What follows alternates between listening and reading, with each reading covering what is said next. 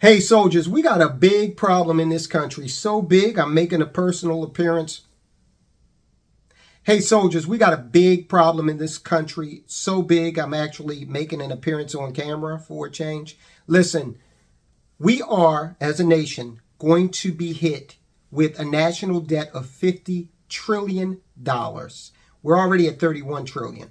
We're going to be at 50 trillion by 2032. Hold on, because I know a lot of people glaze over and they lose interest when they hear these unfathomable numbers because they think, well, what can I do about it? But let me explain something to you that's very important.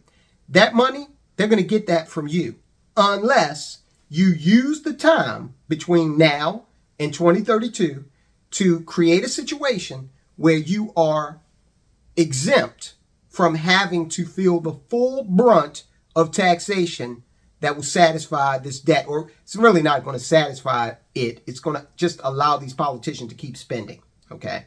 So we're going to get deep into this. Grab a beverage. You have to understand this. Listen, this might be one of the most important reports that I do on this platform. You need to share this. If you're not a subscriber, go ahead and hit subscribe. Hit the thumbs up.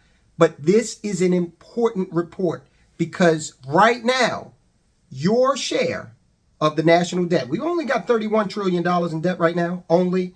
Your share of that as a taxpayer is over $242,000 right now. Now you add another $20 trillion to that to come up with $50 trillion in debt, and your share of that as a taxpayer will be somewhere in the neighborhood of $400,000. And make no mistake about it, you don't have to think in terms of trillions or billions. $400,000. Do you have that to give to the government?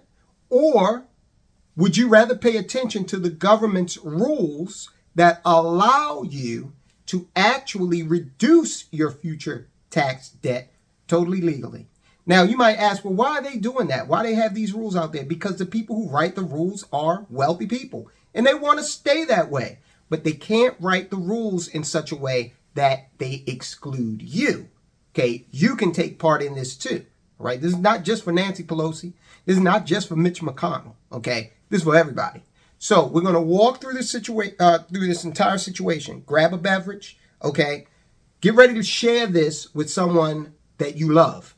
Because, again, this might be the most important report that I've done on this platform thus far. We're going to walk through it, and then we're going to walk through what's happening, and then we're going to walk through the solution. All right? So let's do it. Okay, soldiers. Now, when you watch this video, if you believe that what we're going to cover is a big problem, I want you to type into the comments Rome 2.0. If you don't think that this is an issue, I want you to type into the comments, everything's fine. This is fine. I'm okay with the events that are unfolding currently. All right, so let's get started. U.S. on pace to add $19 trillion to national debt over the next decade. Now, let's slow down here and talk about what a trillion is. Let's break this down because I know large numbers to humans, all of us, okay, we tend to just, it's so abstract, we don't really consider it. But let's talk about what 1 trillion is so that you can understand the magnitude of the crap that we are standing in. All right, 1 billion. Let's actually start with 1 million. Now, if you were taking roughly a second to pronounce every number, then in order to count from 1 to 1 million, it would take you 11 days, 13 hours, and 46 minutes, and 40 seconds. Okay, that's a million. Now, in order to count to a billion, all right, check this out. Now, check out the order of magnitude difference here. 11 days, roughly, to count from 1 to 1 million. In order to count from 1 to 1 billion, again, using 1 second to pronounce each number, that's going to take you almost 32 years, 31 years, 251 days, 7 hours, 46 minutes, and 40 seconds to be exact. Now, let's just go from the ridiculous to the sublime. In order to count from 1 to 1 billion, Look, guys, it's going to take you 31,000 years. Now, that should help you conceptualize what we're dealing with here. Federal finances are deteriorating more rapidly than expected. The Congressional Budget Office, CBO, said Wednesday as it released its 10-year outlook for the federal budget and the U.S. economy. The 101-page report finds that the gap between spending and revenues, okay, so what the government wants to spend and what the money they actually have coming in, that gap is growing faster than previously estimated, thanks in part to new legislation. Of course, legislation always costs more money. And listen, okay, this is very important. The government has no money. It gets the money from you, the taxpayer. All right. The government doesn't produce a widget or, provide a service unless you're Ukrainian. Then they provide tons of goods and services. With the current fiscal year deficit projected to come in at $1.4 trillion, rising to $2.7 trillion in 2033. So that's going to be the deficit, that difference between what we got coming in terms of revenue and what we're spending. The cumulative deficit is now projected to total $18.8 trillion over the next 10 years, which is $3 trillion more than the CBO projected last spring. So what does this all mean? Well, it means that taxes are going up. Okay, you're going to be hit with a higher level of taxation because the government wants to it's got to squeeze more money out of you. Now, there's a way that you can sidestep that. We talked about it before, but we're going to get into it again because at $50 trillion, I'm going to show you what your share of that is going to be in just a moment, and it's going to knock your socks off. And listen, the government, you might say, well, they'll never get that from me. I just don't have it. They'll take what you do have, okay? And they'll raise taxes in order to do it. And you might die before you pay your share of this national debt, but they don't care. You, the neighbor, your brother, sister, somebody's having kids that are going to be left with this debt, that are going to be born into debt. Measured as a percentage of the economy, the deficit will equal 5.3. The deficit alone, not the debt, the deficit will equal, that's that gap we were talking about. It's going to equal 5.3% of GDP by 2023, a number that will bounce higher over the next decade, reaching 7% in 2033. Okay, so we're looking at 5.3% GDP, 5.3% of that will be measured in the deficit. And by 2033, it'll be all the way up to 7%. Now, this level of deficit spending has been seen only 5 times since the end of World War II. Now, here's the part that you really need to be concerned about. Debt held by the public, that's you, that's me, will rise as well, up from the current 98% of GDP to 118% of GDP by 2033. Listen, what that means is right now, let's say that you make $100,000. Okay, forget about taxes and all that. Just say you bring home $100,000, okay, per year. You are spending $98,000. You've got $2,000 worth of breathing room at the end of the day. And that's right now. Now, when we look at 2033, let's say you're still making $100,000, right? But you're spending $118,000. Now, you tell me, how sustainable is that? Now, this increase of roughly 2 percentage points per year is going to help us reach the highest level ever recorded. So we're in historical territory, guys. And there is really, come on, we're talking, we already told you that it takes 31,000 years to count from 1 to 1 trillion, right? Using a second to pronounce every digit. So let's say we started paying off the debt, $1 every second. Come on. Debt. So we've already gone over debt held by the public. Assuming no changes are made to the current trajectory, that number will keep rising, and it'll hit 195% of GDP in 2053. So that again means you're making $100,000, you're spending damn near $200,000. Guys, when I say that the dollar is going to lose its hegemony, its power, its status as reserve currency, this is why. Because do you really think other countries are going to stand around and allow us to continue to sell them this worthless debt?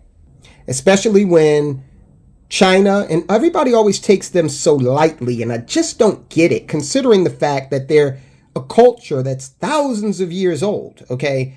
As is India, okay?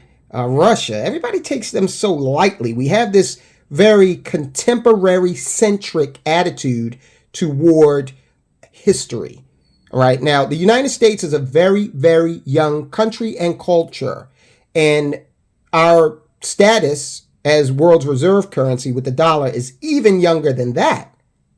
And we seem to be not handling that status well. Now, the CBO, the Congressional Budget Office, is also warning of a sharp rise in entitlement spending. The leading drivers of deficit growth are on the mandatory spending side of the budget, including Social Security and Medicare, as well as growing interest payments on the national debt. Right. The national debt interest grows every time we raise that interest rate. The Fed goes in and raises that interest rate. It means that the interest on the national debt also rises. We have talked ad nauseum about the fact that Social Security and Medicare are going to come under increasing pressure as we near 2030 and the mid 2030s. And we are going to see a decline in benefits. Now, it's not going to hurt people that are currently retired, but if you are not retired and you're thinking that you're going to supplement your income with Social Security, listen, if it happens to some degree, great, but I am certainly not betting on that. And what's even more troubling is the Medicare piece, because look, even before we got into this situation with inflation, medical care was one of the highest inflated, most rapidly inflated sectors of the economy, even before we got into this era of, it's not hyperinflation yet, but heightened inflation. So you're going to have some contingencies in place, and we're going to go over a couple of those in just a minute. Outlays for Social Security will roughly double, rising from 1.2 trillion in fiscal 2022 to almost 2.4 trillion in 2033. Medicare spending will more than double. And I know this sounds like really like over that. I don't want to worry about Medicare. I'm 30 years old. Listen, yeah, you're 30 years old. Take it from me. The next 20 years are going to go by in a flash. All right. You better start preparing for this. All right. So the Congressional Budget Office is saying, hey, we need a change in our fiscal trajectory. This is all unsustainable.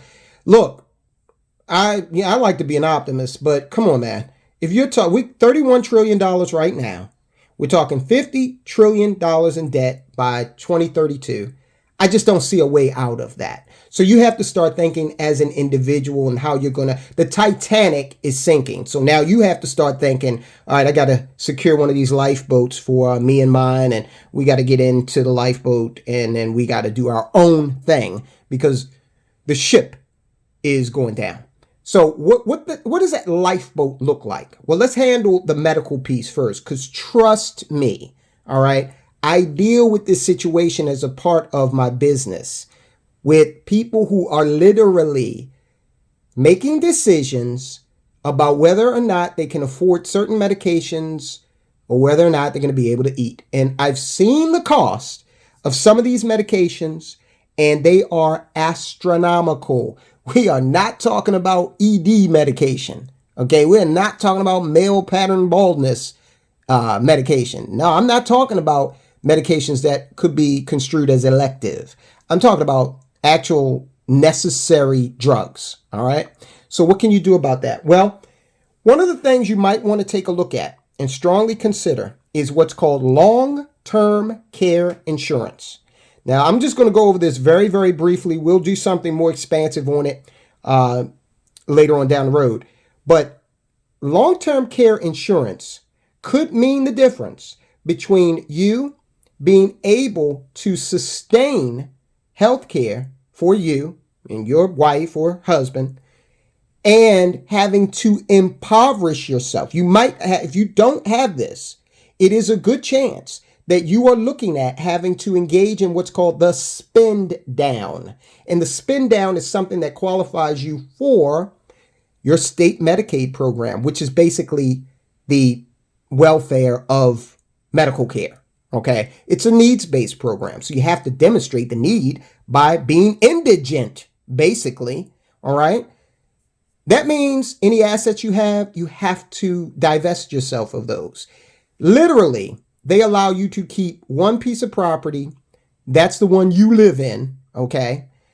They're going after stamp collections, I mean, they really get granular when they're talking about divesting yourself of your assets. So think about the lifetime you're building up assets, and then here comes some health issues that we all will eventually have, maybe, and it just wipes you out. And then if you get better and you recover, now you have nothing. Okay. So long-term care insurance, and again, we're going to do a full out review of that. But that's something you need to start thinking about. Now, in terms of these increases in taxes, which are coming, all right, like a thief in the night, a literal thief in the night, right now, your share as a taxpayer of the national debt, of the $31.5 trillion national debt, your share of that is $246,000. Now, you expand that on up to $50 trillion in 2033, and this figure is going to be flirting with $500,000 of debt per taxpayer. And how are they going to get that? They're going to get that via taxation. Taxes are going to be higher in the future than they are now. I will bet you a steak dinner. What can you do about that? You really have to start looking at those vehicles that allow you to pay the tax now and then enjoy tax freedom later. Roth IRA and a properly structured insurance policy. Those two, life insurance policy, permanent life insurance policy. Okay, if somebody says, hey, I can get you $1 million worth of insurance for just $80, that's a term policy. That's not going to build any cash value. Okay. Now, we've done plenty of explanations into how this works. We'll do more. But those two things, those three things, really, the Roth IRA, the permanent life insurance policy, and long-term care insurance could save your bacon. This is your lifeboat, okay? Part of it in terms of where we are going. Part of it. This is part of your lifeboat. And yeah, somebody might say, well, they could change the rules. They could. But what if they don't? And that's a strong possibility simply because the wealthy enjoy these types of vehicles, long-term care insurance, permanent life insurance policies, Roth IRA. Now, with the Roth IRA, you are subject to an annual limit. Now, that limit depends on your age. You need to go in, I don't know, this video could be out there for 10 years, so I'm not going to tell you that limit. You need to Google that for the year that you are currently in. Find out what that limit is. So sure, you can have more than one Roth IRA, but you are subject to that one limit, no matter how many IRAs you have, Roth IRAs you have, okay? As far as the insurance policy, there are limits there as well per policy, but you can have as many policies as you qualify for. So there are ways to structure that as well. And all this is 100% perfectly legal. It's in the tax code. And it's in that tax code because, again, wealthy people like senators and presidents, they enjoy these vehicles, these economic vehicles. So that's what's going on. We're looking at $50 trillion worth of debt. Don't say you weren't warned. Okay, when we get to 2033 and they start talking about increases in taxes, taxes are going to go up. That is an inevitability. Right now, actually, we are in a relatively low tax period. If you look all the way back to 1913 when the income tax was enacted, and then you look at all the years that what the top tax rate was, we've been over 50% as a top tax rate for most of the history of the income tax. We're somewhere in the neighborhood of 37 now. All right, take a look at this report. You are being conditioned for this decline, for this economic decline in America.